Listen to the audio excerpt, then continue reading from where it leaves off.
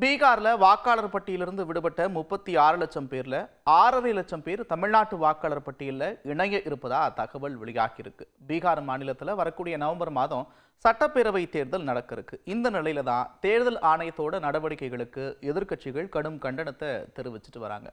சிறப்பு தீவிர வாக்காளர் பட்டியல் திருத்தத்தின்படி வீடு வீடாக செல்லக்கூடிய தேர்தல் ஆணைய அலுவலர்கள் சம்பந்தப்பட்ட நபர்கள் உரிய முகவரியில தான் இருக்கிறாங்களா அப்படின்றத உறுதி செஞ்சு பட்டியல் தயார் செஞ்சிருக்கிறாங்க. அது மட்டும் இல்லாம 2003க்கு பிறகு வாக்காளர் பட்டியலில் இணைஞ்சவங்க இந்திய குடியுரிமையை உறுதி செய்யக்கூடிய வகையில் பிறப்பு சான்று உள்ளிட்ட 11 ஆவணங்களில் ஏதேனும் ஒன்றை சமர்ப்பிக்கணும் அப்படின்ற நிபந்தனையும் இருந்துச்சு.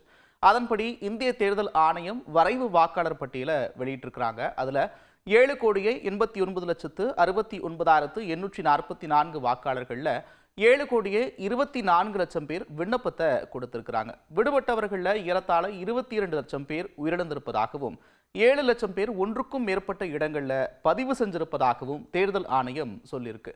அது மட்டும் இல்லாமல் 36 லட்சம் பேர் பீகார்லேருந்து நிரந்தரமாக வேறு மாநிலங்களுக்கு குடிபெயர்ந்திருக்கிறாங்க அப்படின்ற தகவலும் இடம்பெற்றிருக்கு. இதில் பீகார்லேருந்து புலம்பெயர்ந்தவர்களில் 6,50,000 பேர் தமிழ்நாட்டில் இருப்பதா தகவல் வெளியாகி இருக்கு.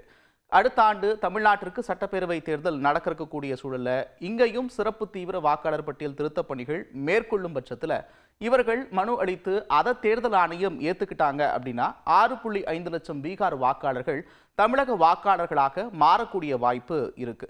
தேர்தல் ஆணையத்தோட இந்த நடவடிக்கையால தமிழ்நாட்டில் அடிப்படை அரசியல் மாற்றம் ஏற்படுவதற்கான வாய்ப்பு இருப்பதா அரசியல் விமர்சகர்கள் பார்க்கிறாங்க. ஒருவேளை பீகார் வாக்காளர்கள் தமிழக வாக்காளர்களாக மாறக்கூடிய பட்சத்தில் அவர்கள் தேசிய கட்சிகளுக்கு வாக்களிப்பதற்கான வாய்ப்புகள் அதிகம் இருக்கு அப்படின்னு சொல்றாங்க. இது தேசிய கட்சிகளுக்கு தமிழ்நாட்டில் கணிசமாக வாக்கு வங்கியை அதிகரிப்பதற்கான வாய்ப்பு இருக்கு அப்படின்னு அரசியல் விமர்சகர்கள் பார்க்கிறாங்க. அது மட்டும் இல்லாமல் கோவை, திருப்பூர், ஓசூர், சென்னை போன்ற தொழில் நகரங்களில் இவர்களுடைய வாக்கு வங்கி தேர்தல் வெற்றியில் எதிரொலிக்க வாய்ப்பும் இருக்கு. அதிலும் சென்னையில் மட்டும் பீகார் மாநிலத்தைச் சேர்ந்த 3.5 லட்சம் பேர் தங்கியிருப்பதாகவும் தகவல்கள் வெளியாகியிருக்கு.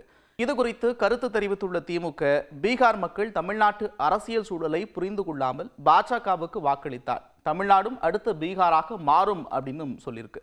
இதே போல நாடாளுமன்ற எதிர்க்கட்சி தலைவர் ராகுல் காந்தி தேர்தல் ஆணையம் வாக்காளர்களின் வாக்குகளை திருட பார்க்கிறது அப்படின்ற கடுமையான விமர்சனத்தையும் முன் வச்சிருக்காரு.